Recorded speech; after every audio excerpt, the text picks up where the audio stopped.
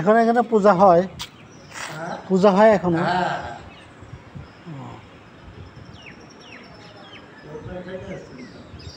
পাবনা। ও আচ্ছা, এখানে আবার আঁকানো আছে,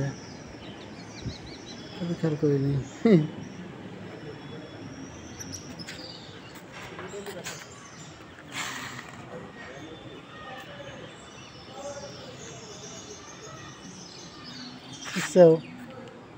একটা জিনিস খেয়াল করছো, মূর্তি আঁকানো দেখছো, কত সুন্দর সুন্দর মূর্তি আঁকানো, এত কঠিন করে আঁকাইছে দেখছো,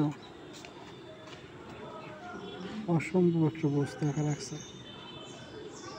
খেয়াল করি মধ্যযুগের এটাই ঐতিহ্য।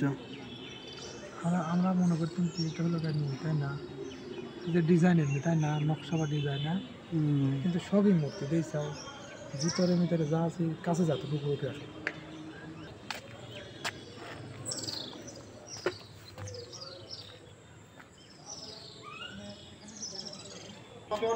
এই মন্দিরটা হয়, এই মন্দিরটা স্থাপিত করেছে, ওনার নাম হচ্ছে প্রেম নারায়ণ রায়।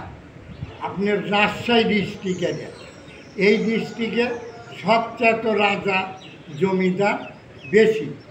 রাজশাহী সাহেববাজার আছে, সাহেববাজারের পর সোনাদিঘির মোড় আছে, সোনাদিঘির মোড়ের দক্ষিণে একটা কলেজ আছে, কলেজের পাশে ছাত্রাবাস। এই পুঠিয়া মহারানী হেমন্ত কুমারী ওই ছাত্রাবাসটা তৈরি করে দেয়, এজন্য ওনার নাম লেখা আছে রানী হেমন্ত কুমারী ছাত্রাবাস। এবং রাজশাহী প্রপার শহরে যত প্রাচীন পানি খাওয়া ধূপকল এখনও চালু আছে, ওইটাও পুঠিয়ার মহারানী হেমন্ত কুমারী তৈরি। এবং আমাদের এই যে সামনে দুর্গা পূজা আসছে, এই দুর্গা পূজাটা যমুনার এপারে এই বাংলায় সর্বপ্রথম কে করেন, জায়গাটার নাম পুঠিয়া। পুঠিয়া থেকে 18 কিলোমিটার উত্তরে তাহেরপুর বলে একটা জায়গা আছে, উনি কিন্তু রাজা ছিলেন, ওনার নাম কংস নারায়ণ রাজা।